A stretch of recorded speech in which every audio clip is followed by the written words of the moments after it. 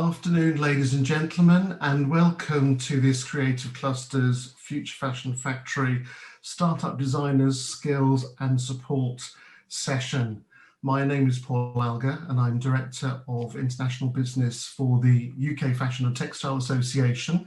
And I'm joined this afternoon by Joshua Kane of Joshua Kane. I could probably use the word eponymous because we like to use that word at least once in every week. By Shaonan and Yvonne from The Array. And lastly, and not needing any introduction, but she's going to get one anyway, Holly Fulton, whom I've known for a number of years.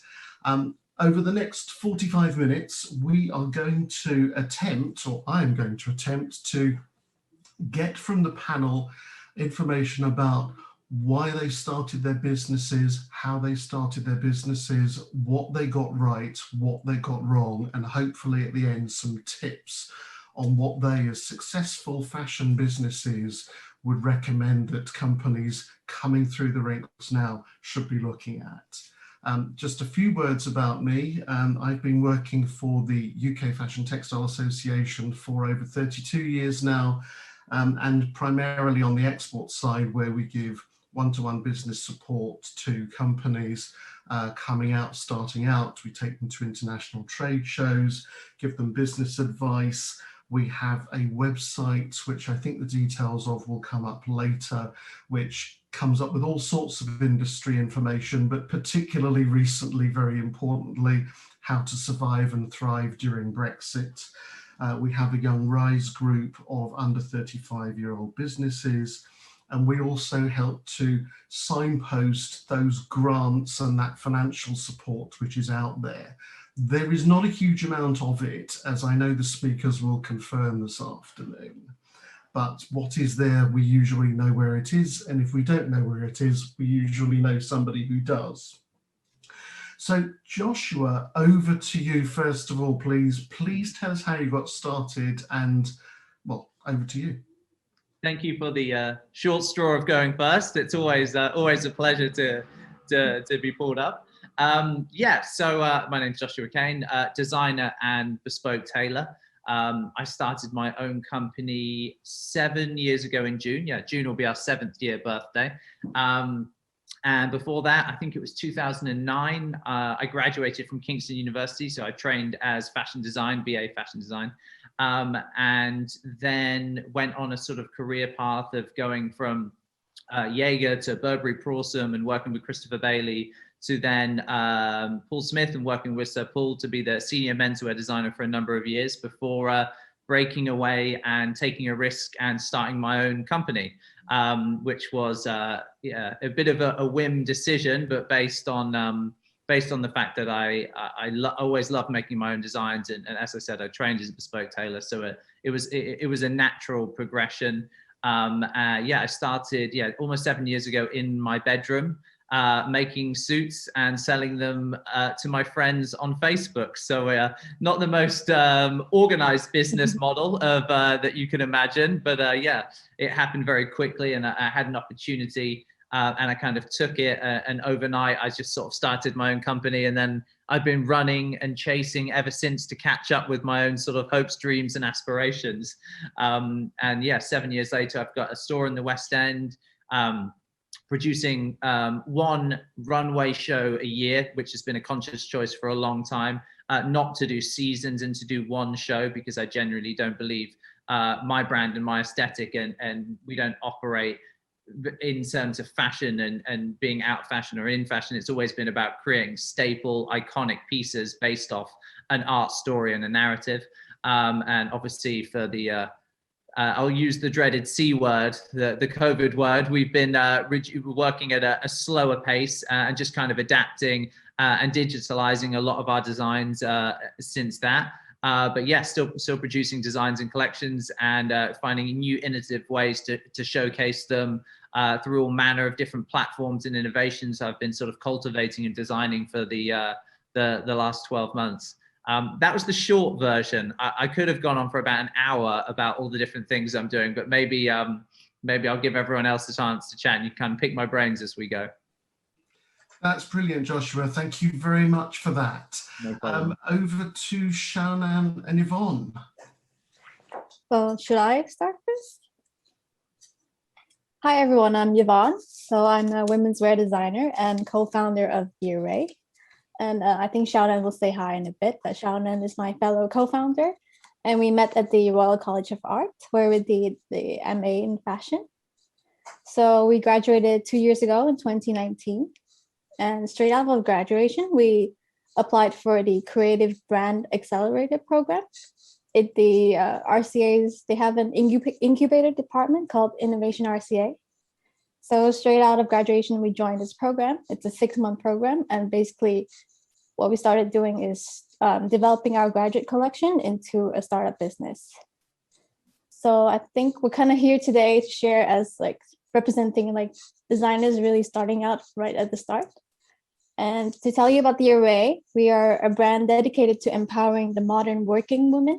So we make things that we believe are really beautiful and functional at the same time. So the graduate collection that we built was about celebrating and empowering the modern woman. And the muses or models we had were like women we met at the RCA. It was like tutors or artists, entrepreneurs, the head of IP. So it was a really diverse group of women we worked with, and we really liked the interaction that we get between designer and the wearer or the customer. So we really want to continue this narrative with our brand, The Array. And so with our very first debut collection, we launched it in February this year. So it's inspired by a series of personal interviews that we did pre-COVID. So I think it was like before February last year, when we could actually meet people, and we sat down with a group of working women, had coffee with them, and we just talk about their workloads. And all this insight gave us like the foundation to build our collection. So right now we're working strictly on pre-order system. And like Joshua said, we're seasonless. I know it's a really overused word, but we don't see the need to produce like 30 looks every 3 months. We want to go slow and really spend a lot of time on each design and be really careful about everything. And I think I'm going to pass over to Shaonan to explain a bit more about the brand.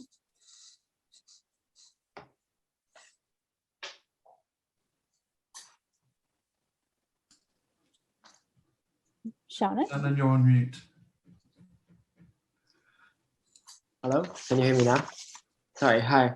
My name is Shaonan, and I've been working with Yvonne on this brand for the past, well, a year and a half. And then we've been trying to build a core pieces for working women's wardrobe.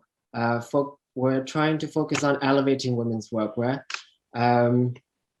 Yes, we're part of previous part of RCA incubator program, which helped us a lot in terms of how to build a brand sustainably from scratch. And currently we're doing some new designs, and I think Yvonne's introduction's been pretty thorough. So yeah, so I think yeah, that would be it. Thank you. She's stolen your thunder, Shaonan. Very nicely. It's all right.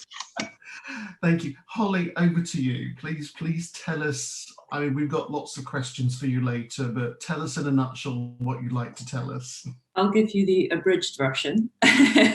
So I'm Holly Fulton of the brand Holly Fulton.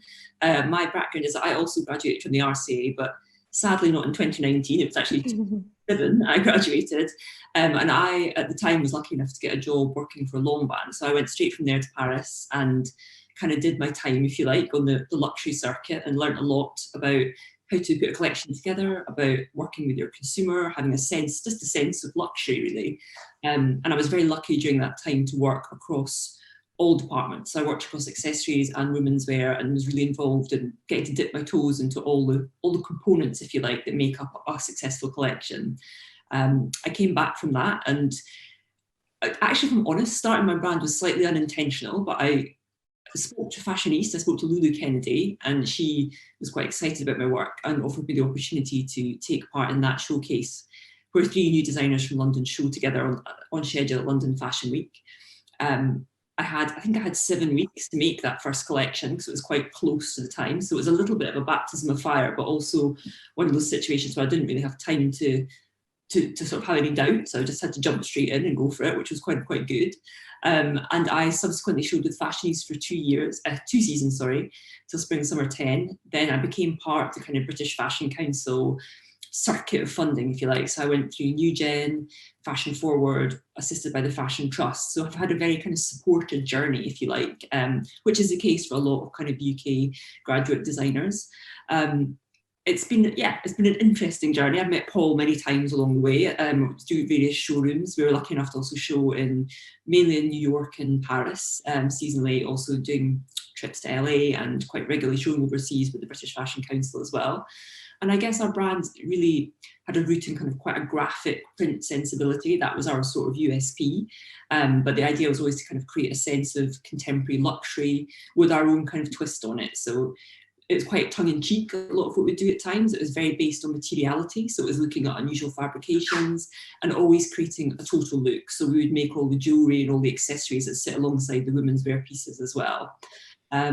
We sold mainly internationally. We always had, a very great response within the UK, but our actual market for sales was always predominantly overseas.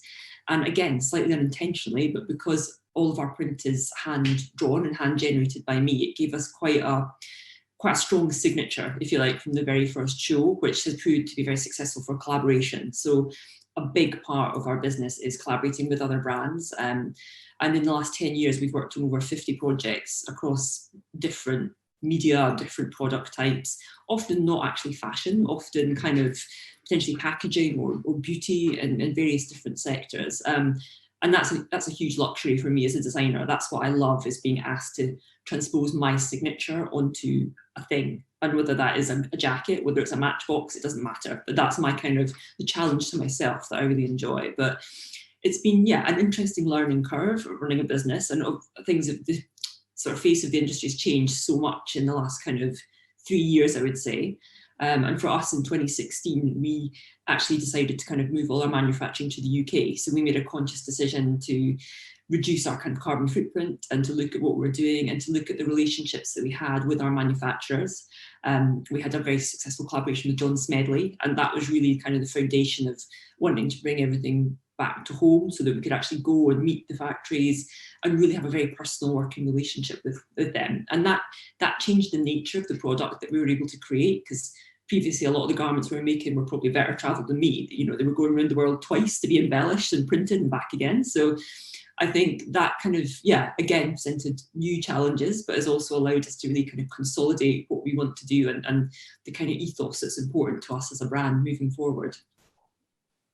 And presumably has also put you in a better position to cope with that dreaded word Brexit, because we're all struggling with the rules of origin at the moment and working out where VAT and duty are paid. So that presumably has helped, I would guess. It has. It was literally just before Brexit reared its head that decision was taken. So it was, I'd love to say that it was incredibly strategically some sort of foresight on my part, but it was actually just coincidence. But it's been a real sort of benefit, and particularly actually during the kind of pandemic, having that close proximity to people that we're working with has been quite nice as well. And it's allowed, on a separate note, I also helped found a thing called the Emergency Designer Network, which brought together over 200 brands across the UK to work on creating PPE on a voluntary basis. So again, that's kind of allowed us to sharpen up our connections and really sort of use that network that we founded on home turf to be of some good.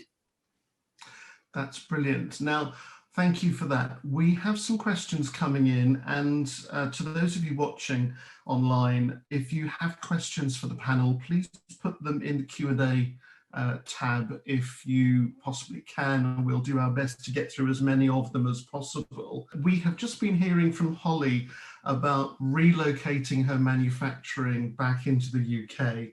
And I was going to ask Joshua a question which relates to that. But before I do, I just wanted to remind you all that if you have questions for the panel, please post them in the Q&A bar at the bottom, I think, of your screen.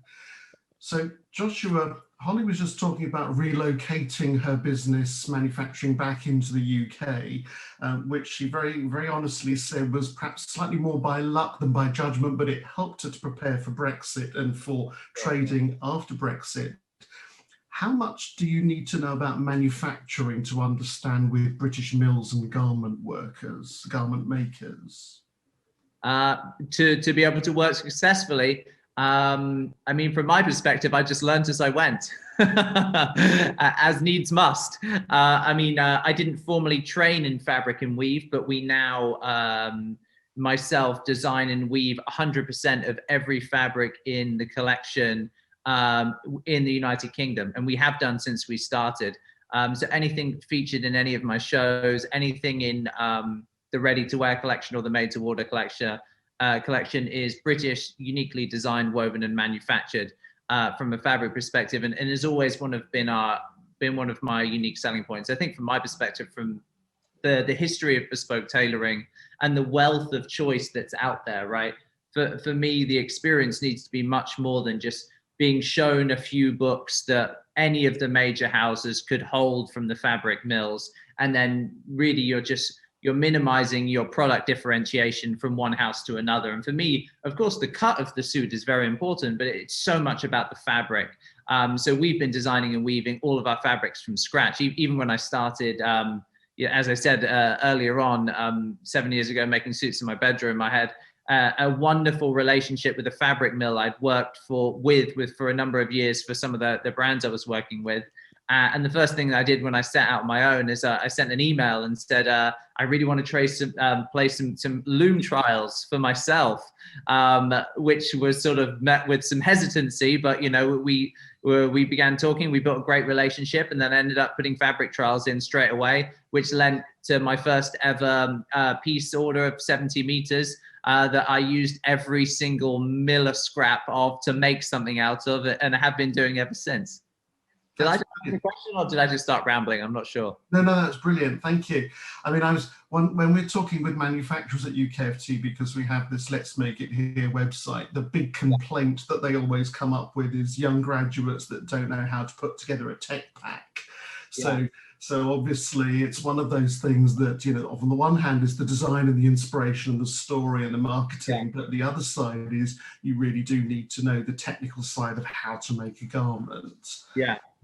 I mean, from the manufacturing of garment perspective, yeah, I mean, I completely agree. If I hadn't, but I must say I had a great university experience, but I do feel like from my experience, there was a massive disconnect in being trained to design and create a story and a narrative, and maybe put a pocket in a jacket, which university smashed. They did a great job. But when it came to going into my first job, it was like someone pressed a reset button and I had to start again and relearn a whole nother universe that I was not prepared for in terms of like fabric prices, fabric meterage, consumption on orders, and like the word margin. I mean, I didn't even know what that meant until I started my first job. You know, that whole universe of being able to turn design into a product and sell it was just, I was completely missing. And I learned all of that at source, working, as I said, through a few different companies and getting my experience.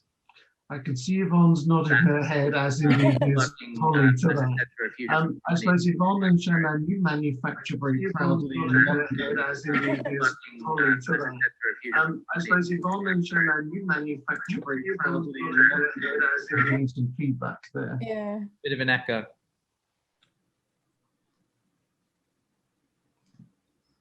It seems to have stopped. I'll start again. Yes, please.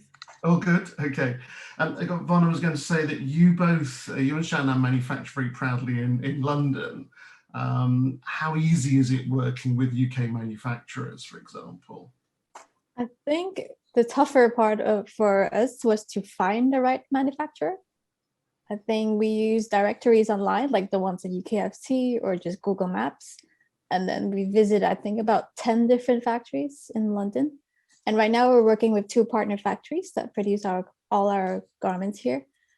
And I would say, like Joshua said, we had a lot to learn actually just from the factory itself, like how to put the tech pack together. What we thought we did a really good job the first time, bringing the samples and patterns. And a tech pack that we did, but then from the factory we learned like, oh, you're missing this, or things that we learned in uni where like, I think we're basically just learning how to produce one piece and not thinking about how it would be to make 50 pieces. So there was a lot of differences that we actually have to pick up on, like just on the job. So yeah.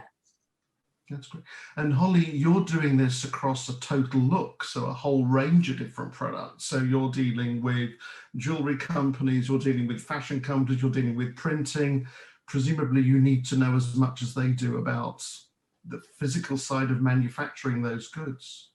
Yeah, absolutely. I mean, it doesn't make your life easy working across such an array of categories, but I think it's one of these things that I found it's a very mutually beneficial relationship. That's why I enjoy being able to go to the factory in person, because I can learn so much from that experience. Then, of course, we make mistakes and get things wrong, and it's very much, as Yvonne said, building that relationship with the chosen factories that you partner with. And sometimes they just understand your handwriting and they understand the kind of level of quality that you want to achieve. And if you can get that relationship right, they can really interpret your sort of handwriting through the way that they create the garments, which I think it's an amazing relationship to have when you can get it running successfully. But it does take quite a bit of trial and error. We went through few iterations of the manufacturers we work with when we started out before we found the ones that were the right fit.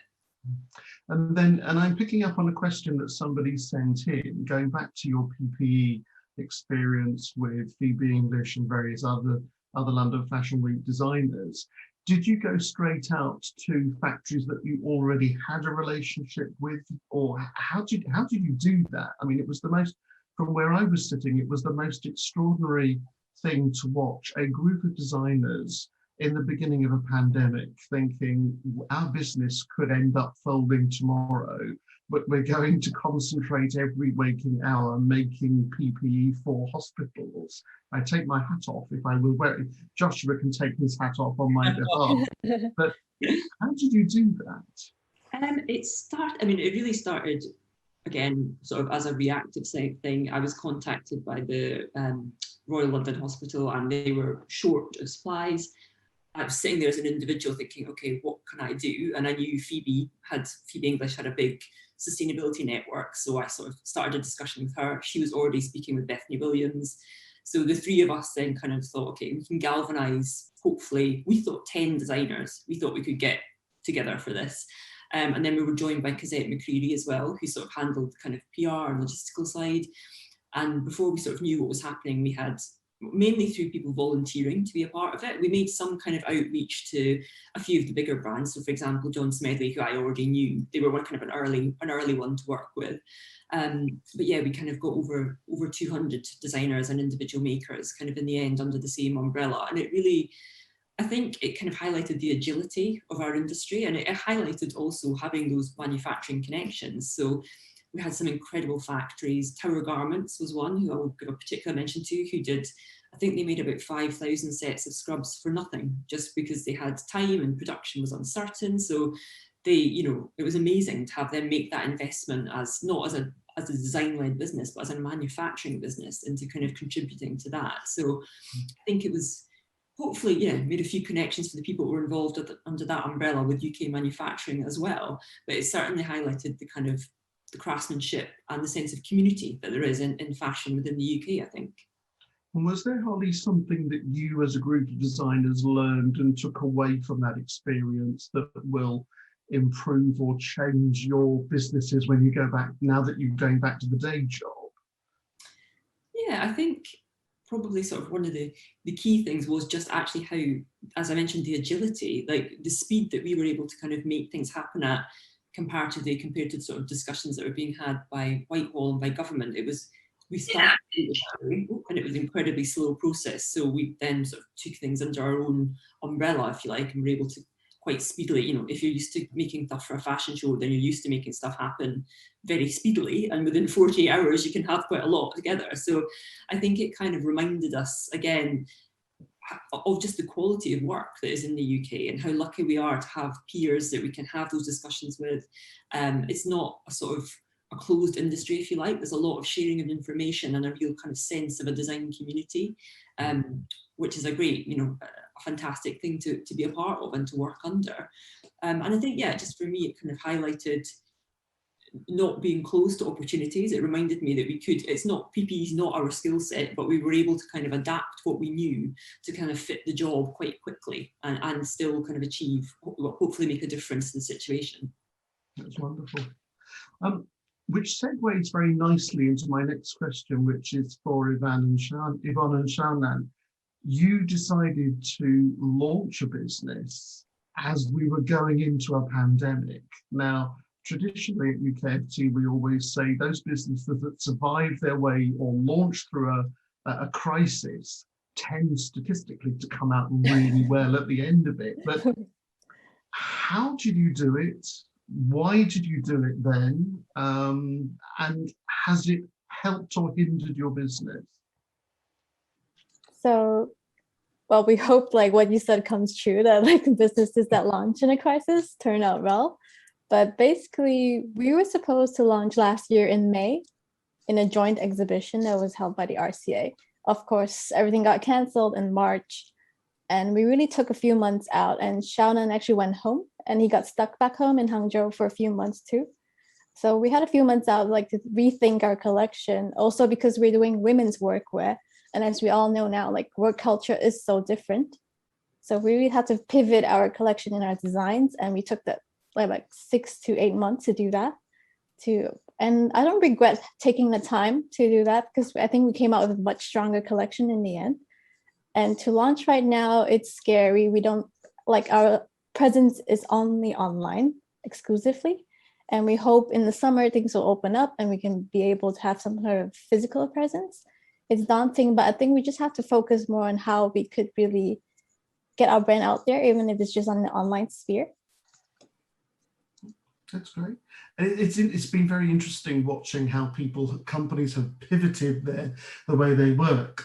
Some of them were only wholesale and then they moved online. Some of them have some companies occasionally ring me up and say, please don't tell anyone, Paul, but I'm having a really good season because I was able to get hold of goods and I've been able to sell them online.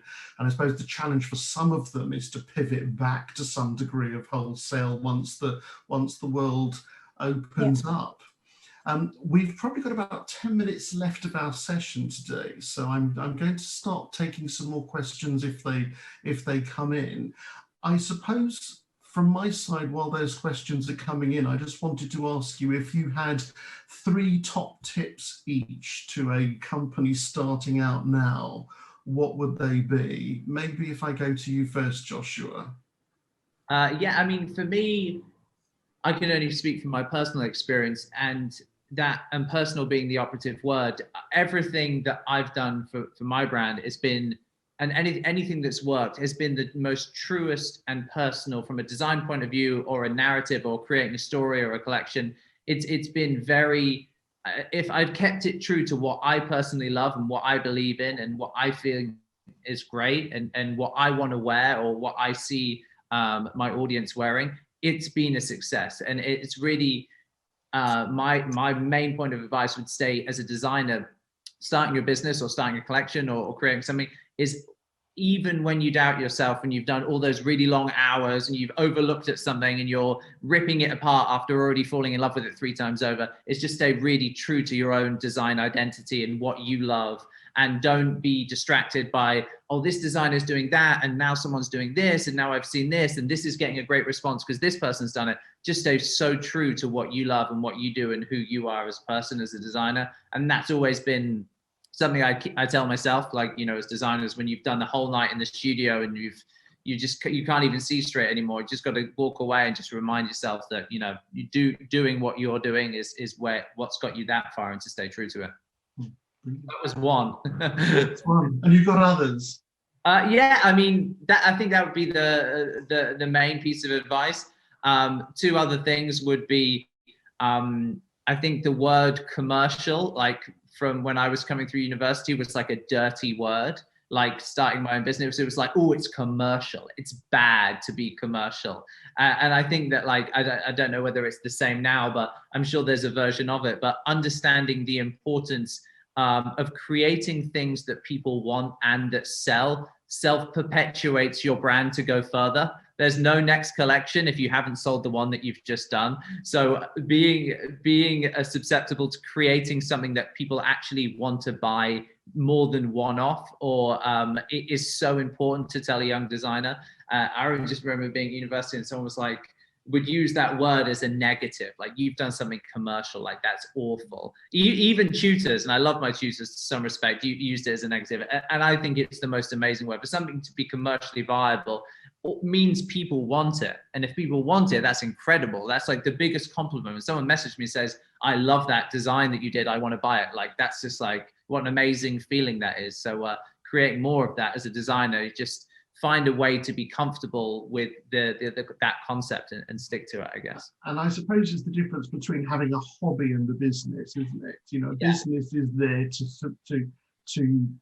to grow, hopefully, and to create a situation where people can derive their income from it. A hobby is something that you do because you enjoy it, and the two are very, very different. Yeah, for sure. Did you have a third one there, Josh? Probably the importance of network connection and friends. I think every one person here at some point has said the importance of connections and friends. And obviously the two of you already work together, so you've gotten an immediate network of support within yourself. And I know I started my business. The first thing when I needed to do a photo shoot, I couldn't afford one. I went into the photography studio at university and said, hey, who wants to collaborate? And it sounds like such an obvious thing, the importance of collaboration, but it's so much more than meets the eye. You know, every designer needs, and as Holly said, going to the factories and learning from what they're doing firsthand, like that's a collaboration in a way, because you're learning their skill set. And I've built my whole career around collaborations, and it's just something I love doing, because it's just a wealth of knowledge that helps like fuel your creativity as well. So finding new ways to collaborate in ways that maybe other people don't think has been done or has been normalized, I think is an amazing way of thinking. That's brilliant. Yvonne and Shaonan, how about you? This is newer for you, but sort of things that you would do differently if you had your time again, for example, or top tips that you would share with people starting out. So for me, I would just say to ask someone if you feel like you admire them, or you feel like they could help you with something, or you would like to get their advice, because there are mentors or ambassadors that we work with, or the women that I reach out to for interviews. It just started with a simple email or an online message, and you'd be so surprised at how many people are willing to help you out, even if they don't know you. Or how I remember getting Susie Shepherd of FFF. I got her business card during our showcase, and when we had to find British meals to work with, I sent her an email and asked if she could introduce us to some meals, and we met Hainsworth or Joshua Ellis through that. So I think, like Josh has said, the beauty of connections, or just asking and see, like the worst you can get is a no, but people are really willing to help. That's great. Yeah. Shaonan, anything from you? Well, I would say probably planning very early ahead. Because at the moment, because we launched during the pandemic, so I think in terms of marketing, we have to adapt and change quite a few different tactics, and trying to achieve what we wanted to achieve. And I think it's very important to have a clear marketing plan very early on. As soon as you know who your customer is, you probably should have a marketing plan in place. And also budgeting. Oh my God, coming from a designing background, there's just certain things you don't really think about. Budgeting and financial forecast, all that business side of things. We're still learning about that. And and also the other point would be reevaluate everything you're doing, because we launched during COVID-19, and then the lockdown happened, and then obviously the landscape of workwear has changed, and then we added many pieces to work from home into our first collection. So I think reevaluation of your work constantly would be also very important. And that's very exciting, because you as a business that is probably less than 2 years old are talking about reevaluating already. And obviously companies that have been going on for a little bit longer are reevaluating things that they've been doing for the last 10 years. Moving, we've got 5 minutes left, so I'm going to try and keep these a little bit short. But Holly, I suppose top tips from you, and then maybe if you could do one thing differently in your business, what would it be?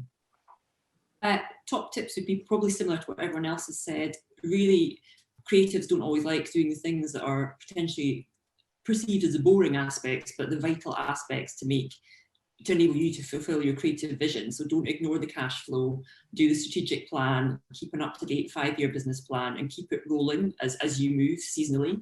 I think also don't feel under pressure to sort of reinvent the wheel each season. This is maybe, things have changed quite a bit in the last kind of couple of years, but when I started out, there was quite a lot of pressure to really look for newness rather than sort of sticking to a signature. Whereas I think if you can really get your core product and do that immaculately, then you have something that will succeed, or have a much better chance of succeeding. I think when you're building a team as well, never underestimate the importance of any one member on that team, because one of the sort of greatest privileges that I've had is building my studio and having these people come in to help me realize, again, my creative vision. But it's an amazing sort of synergy and rapport you can get when you're working with other people in your studio. And I think it's very important to have a sort of duty of care for that and responsibility for the people that are working with you. And it can be an amazing, incredibly rewarding relationship. If I could do one thing differently, gosh, I suppose I might have planned more at the start. I think I kind of, as I said, I kind of came into it slightly unintentionally. So I might have spent more time range planning, more time thinking about commerciality, because I kind of came in all guns blazing with catwalk things and then sort of delineated it down into resort, etc. But I think, yeah, just having that confidence to maybe make a smaller offering and be very kind of, like, these are the 20 pieces even that we're offering rather than the 100 pieces, and following that through would have been beneficial. But also, that said, I quite enjoyed the kind of flying by the seat of my pants with what's happened over the years, and I've learned quite a lot from that. So I think there shouldn't really be any regrets. That's brilliant, thank you. And then a quick question to all of you. Has any of you found that sort of using digital sales channels has helped? What have your experiences of them been like? We don't have much experience of that. We don't have e-commerce, but certainly we do a lot of kind of bespoke work and a lot of kind of private sales. So people will contact us via digital means, but we haven't done it through e-commerce. But when we wholesale, a lot of our product is sold through e-commerce based sites, and that has certainly, they tend to be the sort of biggest orders in terms of, you know, stores buying into your brand. So that has been, since that kind of took off, a really important factor in the growth of our business. And that presumably is similar for the rest of you? Well, for us, we sell exclusively pre-order and through our online website, which we kind of built ourselves.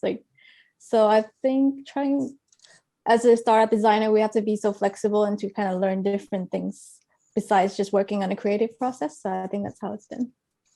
And Josh, you were talking about earlier on about margin. Of course, one of the things that we often find is that designers, they say, I'm not going to sell wholesale, I'm just going online. And then they find later on they have to change their margins because they need a wholesale margin. So there are lots and lots of challenges out there.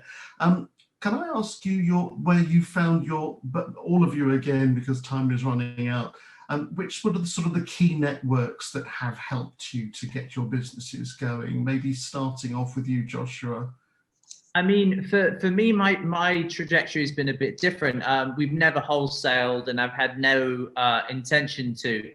I think for me, direct to customer has always been something I love, like bespoke and made to order has always been a personal experience for me, and I've wanted to maintain and keep it that way. And in terms of a service or a way to reach our audience, mine has been very much that, a very, very archaic, old school way of word of mouth through individual experience and then promotion of that through that. I mean, I think weirdly, I started off in my bedroom, just making suits, posting them on my Instagram with like 7 followers at the time, and like my mum and the dog and the cat on Instagram and a few friends on Facebook. And then quite quickly, just people started talking about that weird man with a hat and the mustache who's making these funky looking suits. And then, like, no joke, like 4 weeks later, I had a phone call that was Russell Brand that wanted a suit made for him. And he turned up at my house and I made him a suit in my living room, and that was just really weird. It was just a weird connection of a friend of a friend of a friend who was friends with him, who knew my Facebook and said, hey, you should check this guy out. He's making some really cool, interesting looking things. That's brilliant. I have some very sad news, and that is that I just had a message to say that we've run out of time. I'm feeling like Fiona Bruce on question time here, but we have. I know we could have carried on talking about this for a lot longer, and I apologise for the slight communication split that we had earlier on, but please stay in touch. If you would like to ask us any more questions, then please post them to the Future Fashion Factory people, who will then track us down and know where to find us. Can I thank Joshua, Yvonne, Shaonan and Holly for their time this afternoon, and for all of you for watching, and enjoy the fashion and textile industry. It's a great place to work. Thank you all very much. Thanks for having me. Thank you. Oh.